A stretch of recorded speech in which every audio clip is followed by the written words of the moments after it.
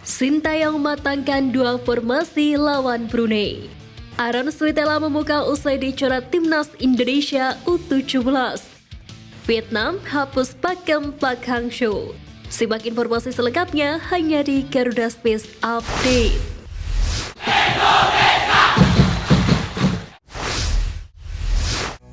Sandy Walsh tetap dipanggil timnas Indonesia pasca gagal otak ringan.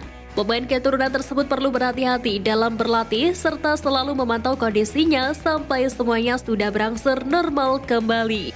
Sebab gagal otak ringan bukan cedera biasa. Pemanggilan Sandy sendiri juga berguna untuk menularkan ilmu kepada para penggawa lain. Patut dinanti apakah Sandy akan masuk dalam squad, bahkan bermain di ajang kualifikasi Piala Dunia 2026 zona Asia ataukah tidak. Harapannya cedera yang sempat dialami tidak mempengaruhi performa bek berusia 28 tahun tersebut. Presiden Borneo FC Nabil Hussein Said Amin kesal Stefano Lillipali tidak kembali dipanggil pelatih Sintayong ke timnas Indonesia. Melalui Twitter pribadinya, Nabil Hussein menyebut Sintayong tak pandai menilai kontribusi pemain. Kekesalan Nabil bukan tak berdasar, pasalnya permainan Vano bersama skuad Garuda cukup konsisten dengan menyumbang 2 assist dari 3 penampilan terakhirnya. 1 assist dicatat pemain kelahiran Arham itu untuk gol Egy Maulana Fikri dalam kemenangan 2-0 timnas Indonesia atas Turkmenistan di FIFA Matchday September lalu. Selain itu, performa Lillipali bersama Mesut Etang juga cukup konsisten. Bek timnas Indonesia Jordi Amat mendapatkan pujian dari wonderkid Malaysia yang merupakan rekan timnya di JDT yakni Arif Aiman. Hal itu tak terlepas dari kontribusi asisnya di pertandingan terakhir melawan Vicky Petum United di Liga Champions Asia. Dikutip dari kolom komentar unggahan JDT, Arif Aiman menilai Jordi Amat memiliki kualitas passing kelas dunia. Terlepas dari itu, Jordi Amat segera membela timnas Indonesia lagi. Bek berusia 31 tahun ini masuk panggilan Sintayong untuk melawan Brunei Darussalam di kualifikasi Piala Dunia 2026. Fisik para pemain timnas Indonesia U17 terus digenjot dalam pemusatan latihan di Jerman. Iqbal Wejangge dan kawan-kawan berlatih di Sportweek Outro. Pelatih fisik timnas Indonesia U17 Gilang Ramadan mengatakan latihan fisik yang dijalani oleh para pemain meliputi latihan upper body dan diimbangi dengan latihan kardio. Salah satu penggawa Garuda Asia yakni Mauri Anadayaves menyebut fasilitas tempat latihan yang lengkap, bagus, instrukturnya pun bersahabat. Tentu hal tersebut dapat menguntungkan para talenta muda Indonesia untuk memanfaatkan kesempatan dengan berlatih dengan baik. Ketua Umum PSSI Erick Thohir mengungkapkan bahwa timnas Indonesia U17 saat ini sedang mematangkan 2 formasi untuk persiapan menghadapi Piala Dunia U17. Erick Thohir mengaku bahwa berbagai pemusatan latihan yang telah dilakukan Arkan Kakak dan kawan-kawan berjalan dengan baik hingga saat ini. Menteri BUMN tersebut menilai ada keyakinan bahwa formasi yang telah dipersiapkan oleh timnas Indonesia U17 akan berjalan dengan baik. Hal ini dianggap sebagai hasil dari kerja keras yang telah dilakukan selama pemusatan latihan di Jerman. Terbukti skuad Garuda Asia berhasil meraih kemenangan 1-0 di laga uji coba terakhir. Pemain diaspora muda Indonesia Aaron Liam Suitela tampak berlaga di Italia usai dicoret timnas Indonesia U17 jelang Piala Dunia U17. Dikutip dari Instagram pribadinya, Aaron Suitela terlihat sedang bermain sepak bola di Batagesio Sports Center yang ada di daerah Verona. Sontak, unggahan tersebut mengundang beragam reaksi dari warganet tanah air. Tak sedikit yang meyakini bahwa Bima Sakti akan menyesal setelah mencoret Aaron Suitela dari timnas Indonesia U17.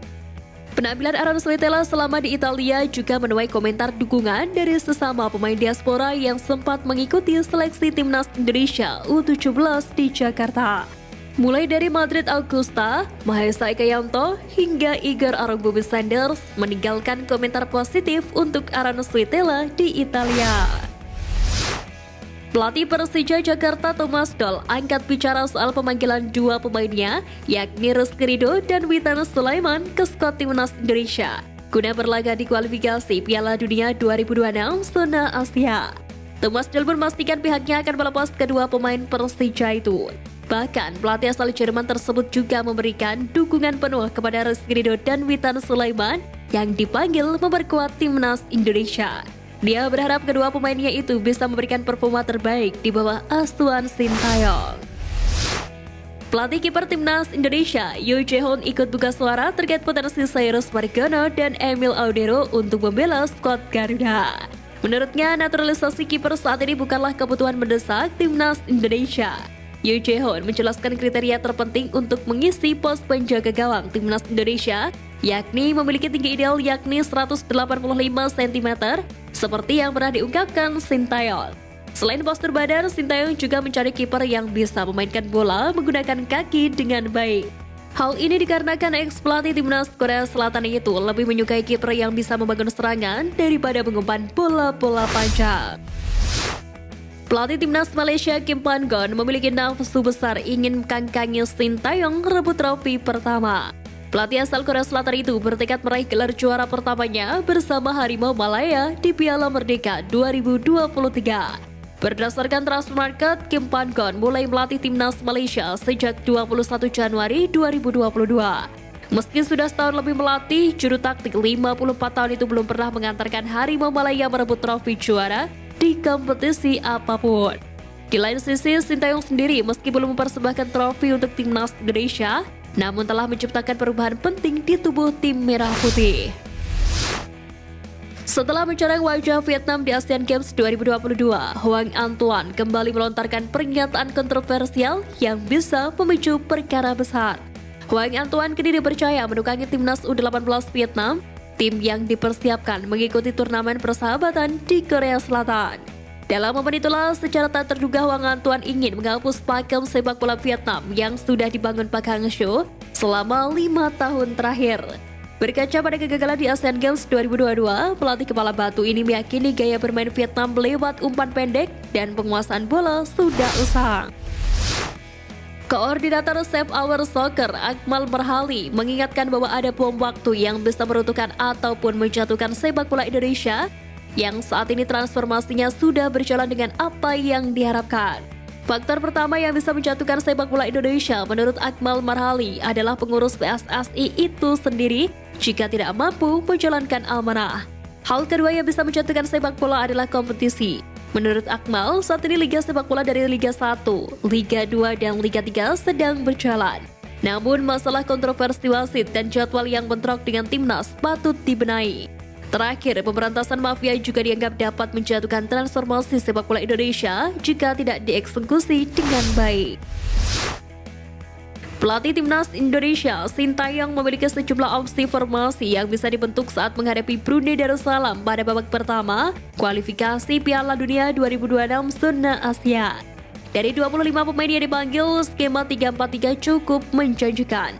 Sebab skuad Merah Putih bisa menurunkan format 3 bek sejajar untuk menguatkan sektor pertahanan. Formasi kedua yang bisa diramu Sintayong apabila ingin menguatkan aspek ofensif timnas Indonesia saat menghadapi Brunei Darussalam ialah 4-3-3 atau variasinya 4-2-3-1. Dalam beberapa momen, juru taktik asal Korea Selatan itu sudah sering memanfaatkan skema ini. Formasi 4-3-3 memang menjadi alternatif terbaik jika skuad Garuda menghadapi lawan yang kekuatannya lebih lemah. Sekian Flash News kali ini Sobat Garuda, mari terus dukung perjuangan timnas Indonesia. Nantikan Flash News Edition dari Garuda Space selanjutnya. Terima kasih dan salam olahraga.